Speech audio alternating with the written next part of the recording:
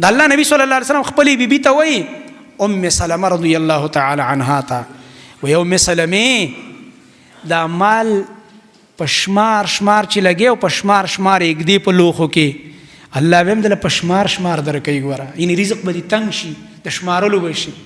او که کله دې داسې کول چې بس څه دې لاس له راتلو بس خلکو له دې ورکو سوچ دې پکې نه کوم الله به دله بې شماره درکوي. او دا تجربه شوې خبره ده.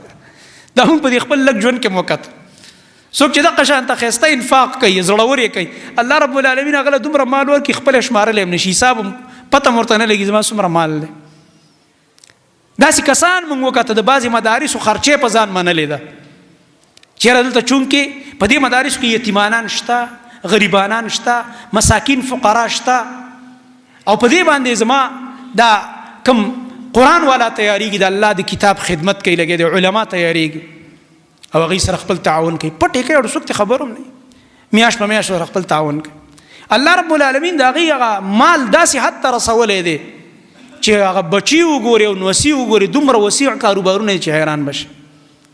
لنډ مثال درکړم هسې دنیا کې نشته ریا نتلی دی. زموږ علمشیر حاجي صاحب الله دې قبر د نور نه ډک کړي دا د ګنج والا دا شیخ صاحب دا ټولې مدرسې خرچه تر د بجلۍ د بیله پورې دا هر څه هغوی چلی اوس یې زوی دی الله یې توفیق ورکړي.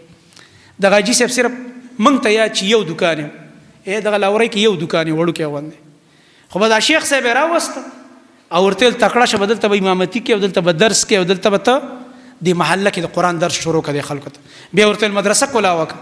هغه الله رب العالمین هغه کاروبار خورو ته راشه اوس د هغه نوسو پورې وګوره الحمدلله الله ورله ښایسته ښکلی رزق ورکړی دی. غریب خو نه شو هغه باندې خو صدقه رانغی غربت خو رانغی چاته الله محتاج هم نه کړلو.